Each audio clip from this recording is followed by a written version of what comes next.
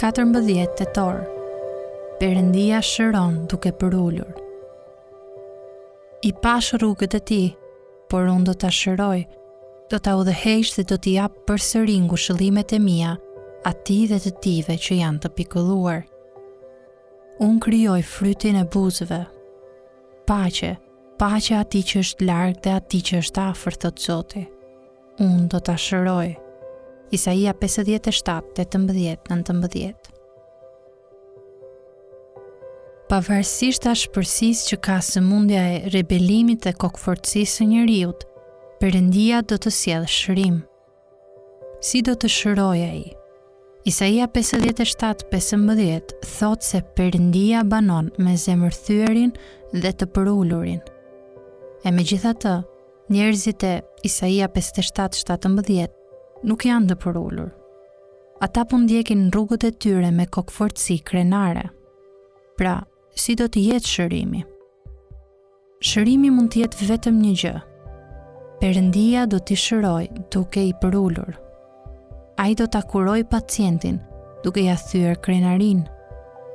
Nëse vetëm zemërthyerit dhe të përullurit e shijojnë bashkësinë e Perëndisë, Isaia 57:15, dhe nëse sëmundja e Izraelit është një rebelim krenar dhe kokfort, Isaia 57:17, dhe nëse Perëndia premton se do t'i shërojë ata, Isaia 57:18, atëherë shërimi i tij duhet të jetë përullës dhe kura e tij duhet të jetë një frymë e dërmuar.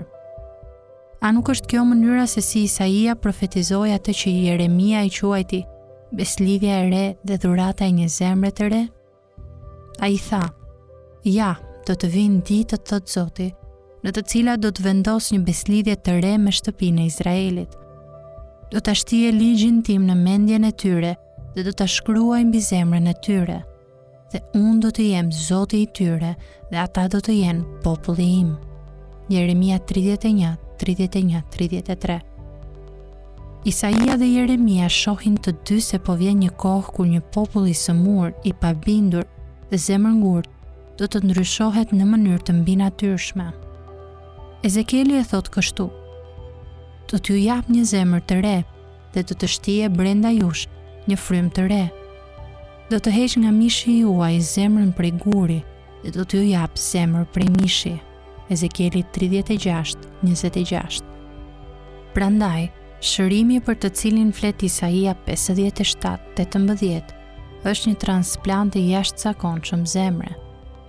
Zemra e vjetër, krenare dhe rebele prej guri nxirret jashtë dhe brenda vendoset një zemër e re dhe e butë, e cila përullet dhe thyhet lehtë nga kujtimi i mëkatit dhe nga mëkati që është ende i pranishëm. Kjo është një zemër në të cilën i lartësuari, emri të cilit është i shenjti, do të banojë përgjithmonë.